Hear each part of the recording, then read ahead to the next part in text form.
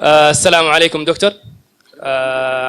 It's my honor to standing here asking this question. And at the same time, I'm very sad to ask this question. If the Quran is a book of the guidance, and the Islam is a religion of the knowledge and all this, then why we are Muslim as a nation, as a majority, we are standing in the back among the nations? Why, when we compare our nation with the other nations, we see a big hole between us and them? You was asked a very good question, very important question, very relevant question. That if Quran has so much of information regarding science, technology, it's a book of knowledge, book of guidance, then why are we Muslims backward? It's a very good question.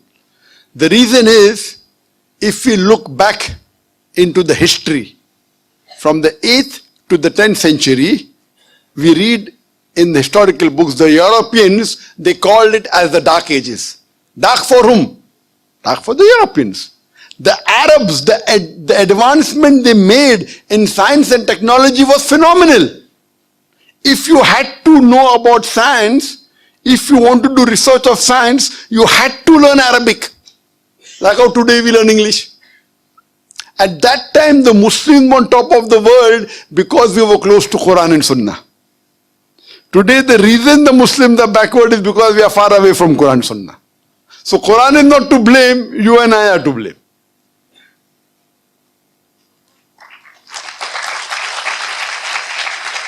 If you read in the books of history and books of science, I said in my lecture, Ibn Nafis. Ibn Nafis, 600 years after the Quran was revealed, was the first to describe the blood circulation. In a textbook, we know about William Harvey, we don't know about Ibn Nafis. So two reasons. Number one, Muslims have gone away from Quran and Sunnah. Number two, media. You know, media also plays a big role in it. In our textbook, in my school, I never heard about Ibn Nafis. After when I did research, I came to know. In my textbook was mentioned William Harvey. The first person who drew the world map of the world was Al-Idrusi. In 1154, he was a Muslim. Do you know the numbers that we have? 1, 2, 3, 4. What's it called? What's it called? 1, 2, 3, 4. What is it called? Say loudly. Arabic numerals. How we have Roman numerals? 1, 2. Arabic numeral. Why? Because 0 was first introduced by the Indian. The Arabs took it up, put a decimal point, and we have the Arabic numerals. If you know about Al-Tusi, he was the one who discovered the Pythagoras theorem, which we learn in school. We learn Pythagoras theorem, we don't know the name of Al-Tusi. The square of the hypotenuse is equal in a triangle. The square of the hypotenuse is equal to the sum of the other two sides of the triangle. Do you remember or you've forgotten? You remember, na? MashaAllah, good student. Who was the person who discovered it? Now you came to know, correct? Better late than never. Al-Tusi, Muslim. Trigonometry, we learn trigonometry.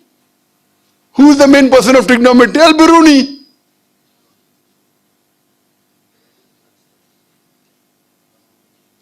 We learn chemistry. Who's the father of chemistry? We know Geber. It's not Geber, it is Jabir ibn Hayyan. They want to, change the name, westernize it, Geber. So Geber looks like a westerner, sounds like a westerner, correct? It is Jabir ibn Hayyan. He is the father of chemistry, wrote more than 200 pages, 2000 pages. He was the first who distilled alcohol. Alcohol comes from the Arabic word al-gul. Alcohol is Arabic, al-gul meaning evil spirit. He distilled it. How many people know about Al-Kindi? At the time when Newton, who's the biggest scientist in the world history, Newton said all laws are absolute. Al-Kindi said no, all laws are not absolute, they are relative. Later on, Albert Einstein came. All have heard about Einstein. How many of us have heard about Al-Kindi? The two brothers, Muhammad Ahmad and Hassan Shakir, they told the area of the earth from an angle at the Red Sea. At a time when we didn't even know sure whether the earth was spherical or not. At that time they told the area of the earth which was quite accurate. If you read about Ali ibn Abbas, he wrote 2,000 pages on medicine. If you know about Ali ibn Sina, Avicenna sounds like a Westerner name. It's Ali ibn Sina, Aristotle of the East. You can keep on giving examples. Muslims were on top of the world because we were close to Quran and Sunnah. Today, we are far away from the Quran and Sunnah. That time, if you wanted to get advanced in science and technology, it was compulsory you learnt Arabic. Arabic was the language on top of the world. Today, where is it? Who's to blame? We are to blame. So my request to all the Muslim brothers and sisters, you go back to the Quran. Study the Quran. Quran is the most positive book in the world. It's a proclamation to humanity. It's a fountain of mercy and wisdom. It's a warning to the heedless. It's a guide to the erring. It's an assurance to those in doubt. It's a solace to the suffering and a hope to those in despair. You can get all these benefits only if you read the Quran with understanding. If you don't know Arabic, read the translation of the Quran in the language you understand the best. Implement it, inshallah, it will be a guidance for you for your full life and you'll see your life change. Hope that answers the question.